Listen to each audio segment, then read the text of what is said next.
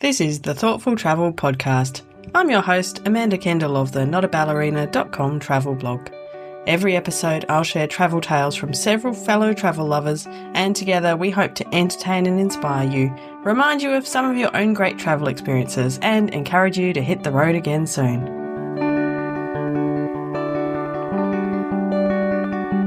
Hello and welcome to episode 349 of the Thoughtful Travel Podcast.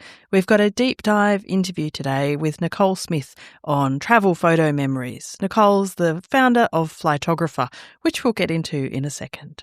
Firstly, let me pay my respects to the Whadjuk people of the Noongar Nation where I'm recording this podcast today. So in this special deep dive episode, I'm chatting with Nicole Smith. She's the founder of Flytographer. That's a company I've followed actually for years because they have a really good idea. You can book a photo shoot with a local photographer while you're traveling. So then you end up with great photos of you and your travel companions, family, whoever, in the place that you're enjoying so much.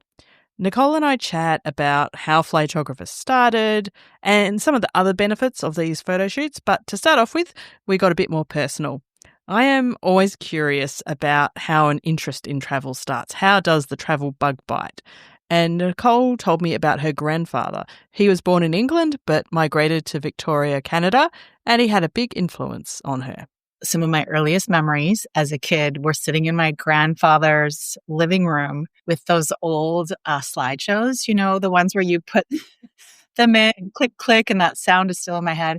He was just an absolute travel obsessed travel lover. He would take my grandma on like 6 month, 1 year long trips. So he had a realty business here in Victoria and he was able to, with his partner, step away for really big chunks of time. And I remember I'd come over there and he'd be like, very excited to take out the slideshow and show us, everything from Egypt to, places in South America. And it was just really, really cool to kind of see the world through his eyes from a young age. And so I think it's in the DNA a little bit. Absolutely. I mean, I'm just guessing we're about the same vintage. So are we talking that he was traveling in like the 70s, 80s? And even earlier. Yeah, 60s. Yeah, 50s. I think my mom, when she was 15, was reluctantly dragged, in her words, to Europe for 4 months and pulled out of school. And, she didn't want to leave her boyfriend or something. I'm like, Mom, that sounds amazing. But my grandfather was like, he was very organized. He was a planner. And so he would scrimp and save all year long and, not go out for dinner and just made very intentional choices that were all about travel. And then quite often he would rent like a camper van and drive all over continents, staying in affordable places with my grandma. And he even wrote a book at one point called Camping Throughout Europe and North Africa. And it was so cool I have it in my room. And like he made all these notes about, and then I did this and I talked to this person and this cost this much. And so like the data was out of date very soon because all the prices would be like, but it was like kind of getting a diary of his travels and how he thought. So it's just precious. I remember he would tell me, I've been all over the world, Nicole. I've been all over these continents and I've been around the world twice. And he's like, there's no better place than home, like his, Victoria, Canada. And he kept saying that to me when I was a teenager. And I thought he was crazy. I'm like, Grandpa, like I'm not buying it. I think Paris has got to be cooler. New York has got to be cooler. There's just no way. And so it kind of made me really curious to like prove him wrong. So while my parents didn't take me other than kind of Disneyland and stuff, we did more local things. As soon as I was out of university, the first thing I did was not get a job, which is probably what most responsible students did. The first thing I did was I said, I want to live in other countries. I want to learn other languages. I want to absorb other cultures. And so I spent 6 months living in Mexico City and learning Spanish and living with a local family. And then I came back to Victoria. I got to get a job. I was home for 2 months working a job and I cracked. I'm like, I'm not ready yet. And so I then went to Asia for a year and a half and I taught English in South Korea. I ended up traveling all over Southeast Asia with a girlfriend of mine. And ironically, being in the photo business now, memories were always something that I thought about, like, I wanted to capture a photo so I could remember it. And so my friend, my best friend from college, she had a good professional camera. And so we had decided that we would use her camera for all the photos when we did this 4-month trip all over Southeast Asia. Because it was, back in early 90s, it was film. So we were worried because we were going through x-ray machines at airports and backpacking all around. So we thought it would be really smart to take these film canisters and every week mail them back to Canada. On paper, this was a really good idea. 4 months later, we get back to British Columbia, where we both live, and she lived in a different city. And she called me 2 days later and she's like, "You're going to need to sit down." And I said, "Okay." She said, "So the camera, I got all the film developed, and I discovered that on day 2 of our trip, the camera actually broke and all the photos are black." Oh, day 2 of 4 months, was it? 4 months across like Thailand, Vietnam, Indonesia, Malaysia, like all of these incredible adventures that we had been on. We had like one disposable, we had a few photos from our first week, and that's it. So, that's heartbreaking. It really is. And I remember being so sad at the time, and we were both like, well, you know what, it is, there's nothing we can do about it. Yeah. And also how different it is now when everyone has their instant access to their photos and their cell phones. And yeah, it's just like, it's a different era. But I think I always had it in me to be wanting those memories and to be thinking about, I have this feeling in this place and I see these things and I don't trust my memory. So I want to take a photo so that I can have this to reflect and to revisit. And that's really the mission of Flytographer, is to help people remember their favorite stories forever. And so that trip to Asia definitely hurt, but I feel distraught on young Nicole's behalf. It's just horrid. After she returned from living in South Korea and that fateful photograph-less Asian trip, Nicole settled down. Rather like me, she married, she had kids, she divorced, and meantime had a good career job. She was working in global marketing at Microsoft. But at the end of a work trip to Paris, she started to get some other ideas. The shoot and the work was, I think, Tuesday to Friday. And then I didn't fly home until Monday. And my best friend, she actually lives in Copenhagen. And so I don't get to see her as much as I want to. I said, "Hey, Erica, I'm going to be in Paris in October. Are you free this weekend? I'll be done work Friday. Come Friday night and we can just have no children, no husbands, just you and me in Paris." And, we'd both been far. So we didn't need to do touristy things. We just wanted to walk the cobblestones and look at the architecture and yap and catch up. And so she flew down and we were walking around the streets, and I just was so happy. It was like one of those moments, like the opus of your friendship, where you're like, does it get better than this? I don't think it does. And so I said, we need to take photos because, on a windy, rainy, crappy day back home, I want to look at this and remember how happy, how we felt, and the beauty of Paris. And so we would try, like everybody does with their phone cameras or iPhones, and take a selfie, but then it would just be like our big floating heads, or you could be anywhere. Yeah, and you can't even see what's behind you. Or alternatively, we'd give our phone to a stranger and they'd take a shot that just was not capturing the feeling, or cutting out all the beautiful Parisian architecture. Luckily, she had a friend that lived in Paris who met us for brunch. And I said to Anita, "Do you mind taking just a couple shots of Erica and I, but from a distance? So more of a wide angle, because I want to tell the story of Paris. And I want us to be small. I just want us even backs to the camera, strolling the cobblestones with our coffees, with all that beautiful architecture." And I just wanted one shot like that. And she was such a good sport. She took photos of us for 15, 20 minutes. And she's like, "Go up on the bridge. I'll get, one down here." And she was just so game. And she's like an engineer, so she's not a photographer at all, but just having that third party and that distance and a little bit of direction, which you're probably not going to say to a stranger. And you don't want to go too far away from a stranger who's holding your camera or phone either. Anyways, this was such a lucky kind of thing that Anita was there. And when I looked at my phone after, I had goosebumps, because she had captured like the spirit of our trip, the feeling and the magic of Paris. And I thought, oh my gosh, this is like the best souvenir I'm going to bring home. And it's going to bring me right back to this moment with my best friend where I was feeling so happy and we're in Paris and was just, kind of buzzing off of that. And then as I flew home, I remember sitting on the plane thinking, how would I get something like this on my next trip? Because really, that's all I want to bring home. And so it got my wheels turning. I landed back home, got right back into mom mode and work mode. And just, it kept coming up. I always joke it's my third kid because it gestated for 9 months in my gut. And I just couldn't stop thinking about it every single day. And I would be like, oh, what if I were to like start something? And then I'd be like, no, you have like a good balance. Like life is calm. And, I was like, and you probably don't have a lot of extra time if you've got 2 young kids and a I had a job I loved and it was full time. And then I had my kids and, it was I was in this like calm period of life because, when you get divorced, it can be some tumultuous years, right? And so I've gone through the tumultuous years and I was in the other side and life was smooth and, my parents lived down the street and I felt like I've got it together.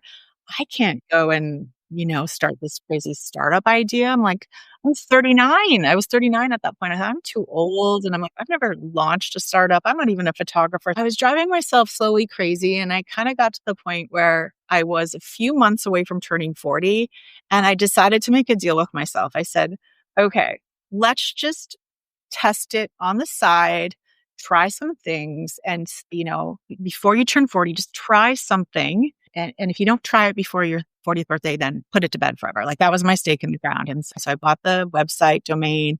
I started researching things and putting it together. And I had a friend going to Paris in September and I found a photographer on Craigslist at the time and like interviewed him on Skype, which was like the Zoom of the era. And, I'm like thinking and I'm giving this guy, he was great. I interviewed a few and this one guy, Gonzalo, he seemed like the right fit. And so I was giving him some instructions. And then I said I would send him 200 euros. And I remember there was this one moment where it was like a week away from my friend traveling and him meeting her. And I think it was like a rainy day. And sometimes those rainy days hit you. And I was in the parking lot at the grocery store and like stuff like was messy at work. I'm like, there's like all these things going on. And I sat there and I cried because I thought I just sent this guy 200 euros. He's not even going to show up. Like, who am I? Who am I to think I can do this, right? Like major imposter syndrome and major fear. And somehow got over myself and just kept going and like,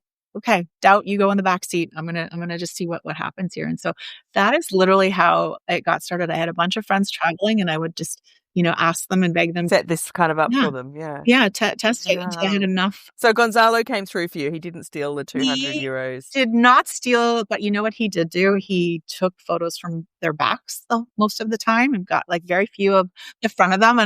And so I learned from that how to give better advice to the second. And then I learned from the second hand. So I kept iterating each time. And Gonzalo ended up being our busiest photographer in Paris. His work is extraordinary. And he now exclusively photographs like supermodels and influencers with 5 million followers. And his work is like absolutely insidious.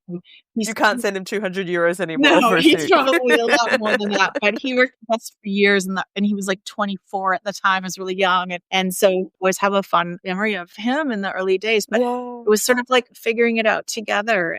So by a stroke of luck, probably, Gonzalo was a great first photographer. And I really love the idea that through Flytographer, you get to spend a morning or an afternoon with someone local. That ticks a great thoughtful travel box for me. So I asked Nicole to tell us a bit more about some of the photographers they work with. Yeah, and that wasn't really part of the original plan. And what I realized very soon in the first year was that customers would say to me, that was actually one of the highlights of our trip, like walking the streets of Paris with Gonzalo and having him tell me his favorite coffee shop, or that there was, a fair down the, for the kids on the weekend. And that is what we hear again and again and have heard over the years. When I was building the community, it's always been highly vetted. So we only hire about 3% of the photographers that apply. We're getting way more photographers on our platform, but by design, we wanted to make sure that there are people who obviously had, years of professional experience and had an amazing portfolio that aligned with their style would show up and be responsible. But the secret sauce is there's someone who truly is excited to show travelers and host them around their hometown. They're excited to meet you, and they're really good at making you feel comfortable and at ease quickly and confidently directing you as they kind of share their favorite tips about the city and capture some memories. And so because of the way we've like ring fenced the community about who gets in, we've built this community of incredible people. And it's probably my favorite thing about the business. I think it was like 2015, we had our first global meetup where we invited any photographer in our platform to meet in Paris. And I mean, I'd never thrown a meetup before. I didn't know like what's going to work. And so I remember being so nervous flying over and wondering like, is anyone going to show up? Are they going to have fun? Is this going to be a hot mess? And it was so special because the first night we were at this little wine bar in Montmartre and at the top of the hill in Paris, and had this one photographer who'd flown in from Slovenia, Mankitsa, who's still with us. And I was sitting next to her we're all sitting around having wine. And I said, how's this going so far? Like we've been there about an hour or two. And she said, Nicole, the thing that I love about this is that I don't get to collaborate with other photographers in my hometown because we're all competitive wedding photographers. So, it's not this kind of like, community in the same sense. And what I love about this is I've talked to like 8 different photographers from all over the world, and we have the same challenges and the same joys and highs. So they just really deeply related with each other. It didn't matter what continent or country that they were from, but as photographers, they just deeply connected instantly. And so seeing that in real life was really, really powerful from the early days. It's a wonderful community. And I've been lucky enough to take my kids on trips over the years. And we went last summer to Italy. My kids are now 18 and 20, but like I had taken them 6 years earlier, and we had done this road show of, I think, 8 cities in like 3 weeks. It was really crazy and fast. We were in every city. We would have dinner with a group of the Flytographers. So we were in Lisbon and we had a dinner with like the 8 photographers there, or Paris and the photographers there. And we were in Venice and Rome and London and so on. And they would sit there and I would try to include them in, meeting them, because I wanted the photographers to know that this is like a family business. This is not a big corporation. Like it's just a bootstrapped business owned by a single mom. And so I think that it made things feel more approachable. And then the kids got an opportunity to meet these really amazing people from around the world. And we do photo shoots. And like I said, this last summer, we went back to Rome and we had dinner again with the same photographers that we had dinner with 6 years earlier. And they're all still on the platform and still working for Flytographer. And it was so fun because we had this dinner and my older son now can order wine. And of course. He's in university and studying computer science, but he's working summers as an intern with my dev team and the developers. And so he was sitting there talking to Guido and Roberta about some features in our platform. And they were like giving him feedback. He's like, okay, I'll take that back to the dev team. And we could do this. And like, it was this really fun moment of bringing it all together. And we left the dinner and I remember it was like dark out and late and we walked up the Spanish steps and we all took a crazy like selfie video after. And it was just so cool to see them all those years later. I mean, I've seen them in between, but the kids hadn't. Yeah. As I always do with these deep dive interviews, I asked Nicole what I think is my most important question. What do you think it means to be a thoughtful traveler? That's a great question. I think for me, how I think about being a thoughtful traveler is really being intentional, both before I go and while I'm there. So before I go, that would be, what are some things that I should know and be aware of as a foreigner so that I'm not being offensive, whether it's what to wear, entering certain buildings, certain traditions, like in Korea, when you hand someone your business card, you use both hands, right? Or you actually put your hand on your arm and then hand things to people. So there's like little like cultural things. For me, it's kind of the fun part of like doing some research, understanding, some do's and don'ts, learning some basic words and ways to communicate. So whether that's like, hello, thank you, goodbye, I just think it's like showing the effort that you tried to like understand that. And then when I'm there, there's kind of a few things that I think really matter to me. Number one, trying to connect with locals and rub elbows, have conversations, which is one of the best parts about Flytographer, all the people I've got to meet all over the world. I also think it's really important to, for me anyways, to find ways to put money in the local economy. So when I'm going to restaurants or buying from merchants, I try to find small businesses and support them and know that I'm leaving my dollars in places like that. And so just, I think those are some of the things. And, there's a million things I could say, but I think it's just being really intentional and not coming in with this sort of ethnocentric, the way we do it is the way, and being an observer and being curious. We then moved on to chat about the thoughtfulness of travel photos in particular. Well, I think that when you look back and, we all like to kind of reminisce and look back. And if you are able to document those moments and then put it on your wall, I think this is the other thing. A lot of times in this era and where we're at, I probably have 10,000 photos in my iPhone, and maybe 7,000 are screenshots of random things. And so it becomes this like sea of chaos. And you can be intentional about not just capturing the moment and making sure that everyone's in it, but printing it, putting it on the wall, putting it in a book, just getting it out there. I actually did not print any photos until the pandemic hit, and I was kind of like, in lockdown and had free time. And I had done many Flytographer shoots over the years, and I realized it's because, it takes effort to kind of, it's just a pain in the butt, right? And I think most people are just like, oh, I'll get to it later. But during the pandemic, I had time, and now I have photos all around my house of the kids and I on these, it's the greatest stories of our lives, these great adventures. And every time I walk through my living room, every time I go in my kitchen, I see those memories. And it just, to me, it's what life's all about. And so I would say one of my important messages is to not just be intentional about the memories you want to capture and make sure that everyone's in it, but to, print some of your favorite ones and put them on the wall. 100%. If we hark back to when you talked about being a thoughtful traveler and you talked about being thoughtful before and during the trip, I have a kind of a framework that I often talk about to be thoughtful before, during, and after. And one of the after things is exactly that. Yeah. So print some beautiful pictures, have them on your wall, make a photo book, whatever. It's these things that we can very easily put off because they sound like annoying admin that we don't have time for in our busy lives. But every time I do it, the joy that brings from being able to walk past. And if I mention my dear mum again, she had a wall in her home that was dedicated to her travel pictures.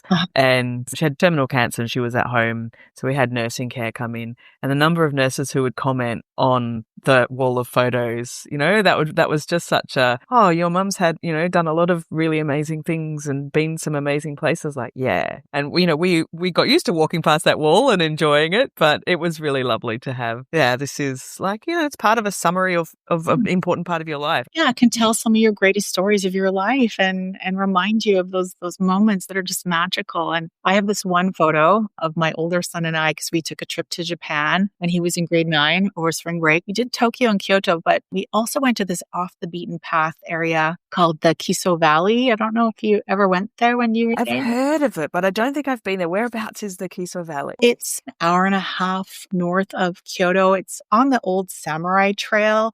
And there's these two villages that are connected with an old growth forest. And then there's like kind of the mountains in the backdrop. And we had to take this felt like a Wes Anderson train, out of a Wes Anderson movie in English.